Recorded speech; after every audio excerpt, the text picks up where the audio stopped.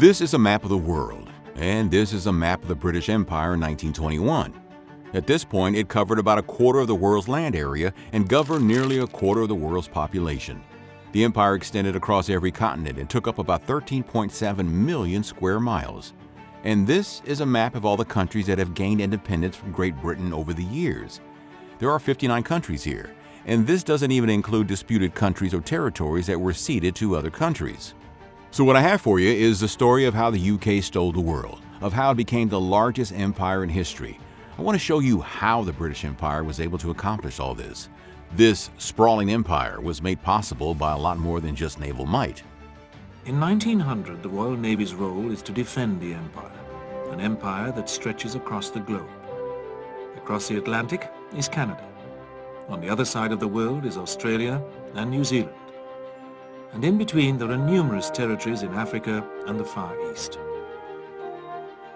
To defend these countries, Britain has the largest and most powerful navy in the world.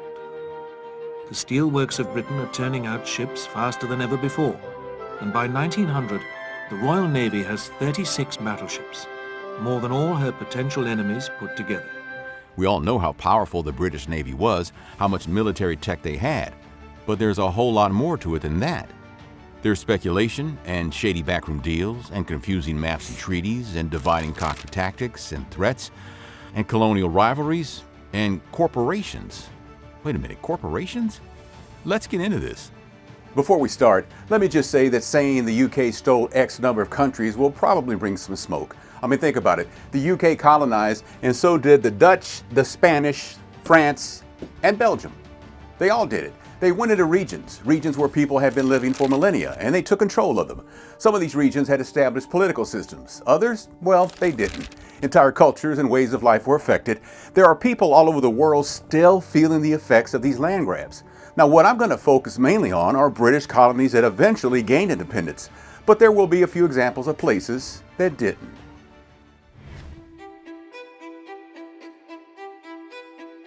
So with that said, let's talk about how Great Britain became great.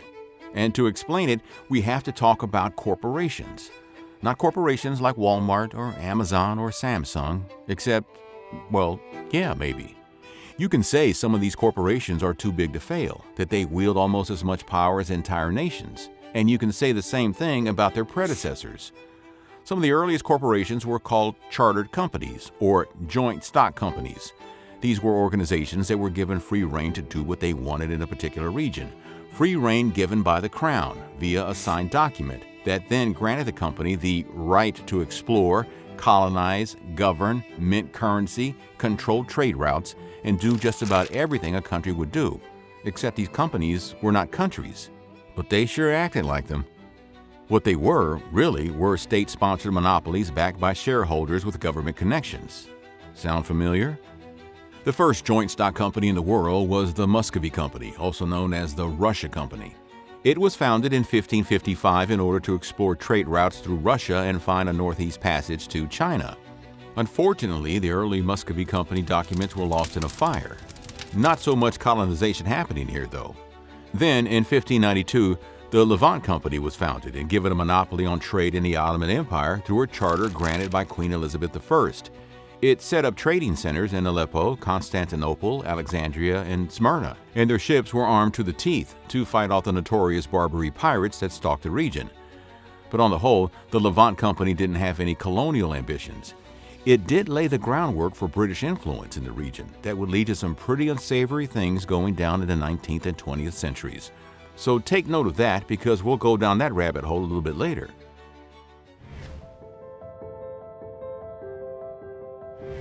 But then came the big one. In 1600, the East India Company was created.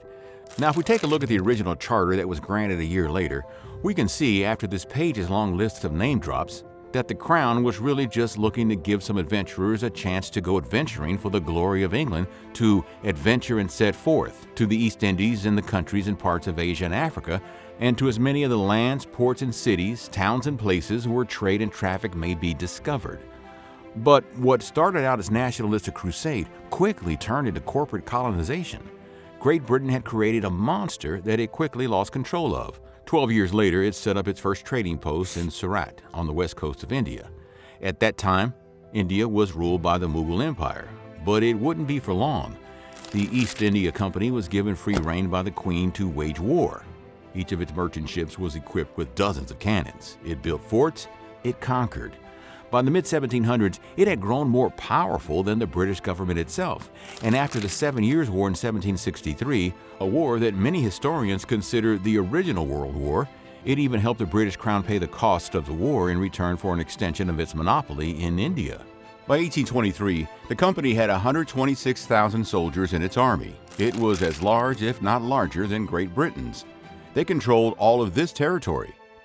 Just a few decades later, the British Raj was established and Queen Victoria was declared Empress of India, which also included modern-day Pakistan.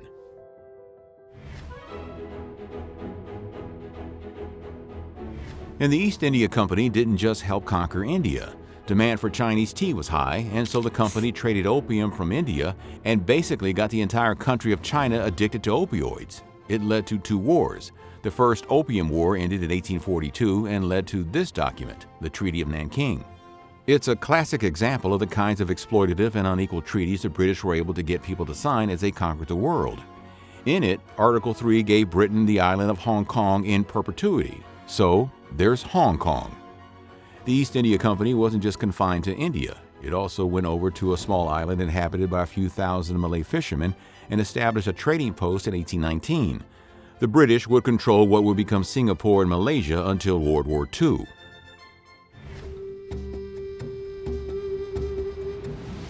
We're just getting started with these corporations. In 1660, the Royal African Company was granted a charter by King Charles II, giving it a monopoly on all British trade in Africa. In the document, the company was given the power to hold courts, make laws, inflict punishment, and set to sea ships with ordnance and ammunition. What happened next was one of the worst periods of human suffering in history, the transatlantic slave trade. There was not a single spot of a continent that was out of reach of enslavers. It is more than the physical destruction of people. There was no hope for anyone for centuries. The Royal African Company started building, administering, and capturing forts along the coast of West Africa to facilitate the trade of humans and flex muscle in the region. In modern-day Ghana, you had Fort James, Cape Coast Castle, Fort William, Fort Cormentine, and Fort Apollonia. The scale of the suffering that passed through these forts is hard to wrap your head around. It's thought that Cape Coast Castle alone, the headquarters of the Royal African Company, saw tens of thousands of enslaved Africans pass through each year at the height of the slave trade. And let's talk about Sierra Leone for a second. The Royal African Company built Bunce Island Fort in 1670. They started playing both sides of a rivalry between the Koya and Susu people that called the region home, a divide-and-conquer tactic that worked out well for the British. 117 years later, British abolitionists started bringing freed slaves from Nova Scotia and London and founded Freetown. Another corporation, the Sierra Leone Company, was in the middle of all of this. This company's shareholders were abolitionists and philanthropists who were trying to do something good. The Koya signed a treaty with the British that many historians think they didn't fully understand. Instead of the British bringing these freed slaves to Freetown and leaving, they stayed. And in 1808, Sierra Leone became an official crown colony, and Freetown wasn't really free.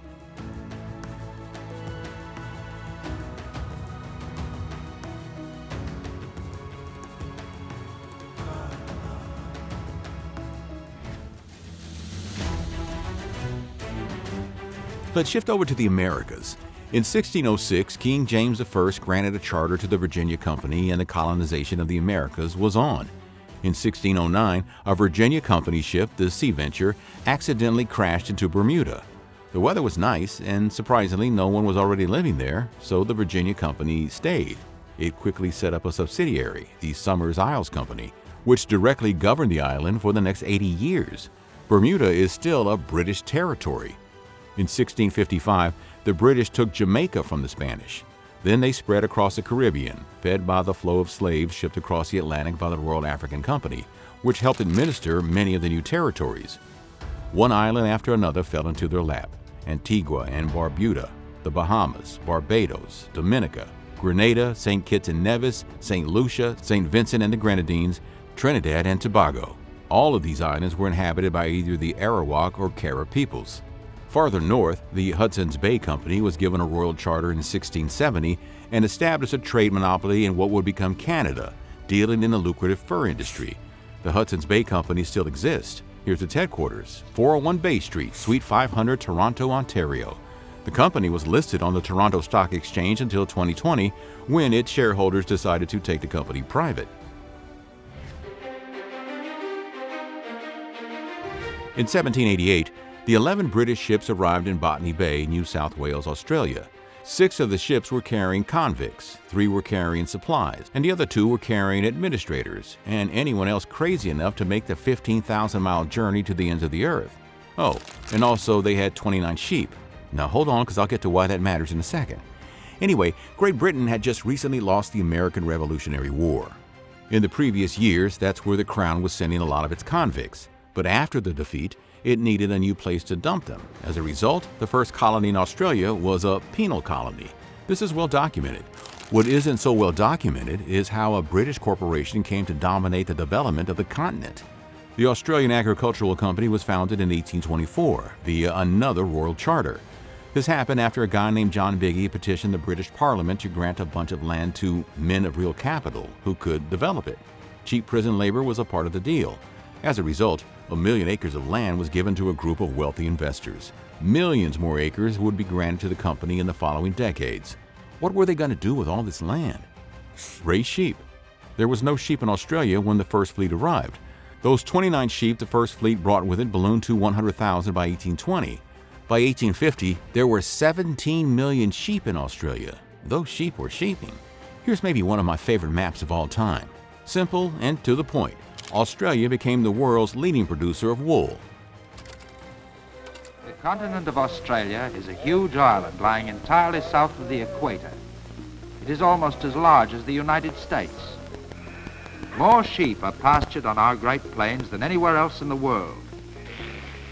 The shearing is done in long, clean sheds. Crews of shearers who go from station to station carry their own electrical equipment. An expert shearer using an electric clipper can shear the wool from almost 250 sheep in one day. The Australian Agricultural Company still exists, though its main cash cow these days is actually cows. You see what I did there? It mostly deals in beef production, and it owns 17 million acres of land in Australia, a full 1% of the country's entire landmass. And let's not forget about New Zealand. In 1839, the New Zealand Company was founded, and it started gobbling up land on the islands at the expense of the native Maori populations. Wellington was founded by the company. This all culminated in the Treaty of Waitangi, which was drafted in both English and Maori. But there were translation problems. The English version of the treaty stated that Maori ceded full sovereignty to the British, while the Maori version used the word Kawanatanga, which meant a looser form of governance. The British, well, they didn't care much, and New Zealand became a crown colony. Okay, so let's go back to Africa. Towards the end of the 1870s, there was only a small European presence on the continent. The British had the forts on the west coast I mentioned earlier and established the Cape Colony in South Africa. The Dutch were down there too. The French had some territory, so did the Ottomans and the Portuguese and the Spanish. But 90% of Africa was controlled by Africans. But by 1914, the only African countries not controlled by European power were Ethiopia and Liberia. This 30-year takeover of an entire continent has been dubbed the Scramble for Africa, and the British and its corporations were right there in the thick of it. In 1861, the British Navy forced the King of Lagos to hand over the city or else they'd pummel it with cannons. He did, and Lagos became an official British colony a year later. Then, in 1886, the Royal Niger Company received a charter to control what would become Nigeria and Benin. This company was, by all accounts, a disaster. The British government let it collect taxes and administer justice, and it had its own military force. But the Royal Niger Company was as corrupt as it gets, and they were mismanaging everything, to the point where the British government revoked its charter in 1899 and started directly administering the colony. The Royal Niger Company eventually changed its name to Niger Company Limited, and then merged with what's become one of the largest multinational corporations in the world, Unilever, maker of everything from Dove soap to Vaseline to Ben & Jerry's ice cream. I love the strawberry cheesecake from Ben & Jerry. That crusty swirl that's in there, oh man. Anyway, in 1888, the Imperial British East Africa Company was granted a royal charter. The regions around modern-day Kenya, Tanzania, Uganda, and Somalia all came under its control. They also took control of the Sultanate of Zanzibar. Here's a fun fact. The British told the Zanzibaris if they wanted to crown a new sultan, they needed British permission. When the Sultan died in 1896, Khalid bin Bargash didn't do this and simply declared himself the ruler.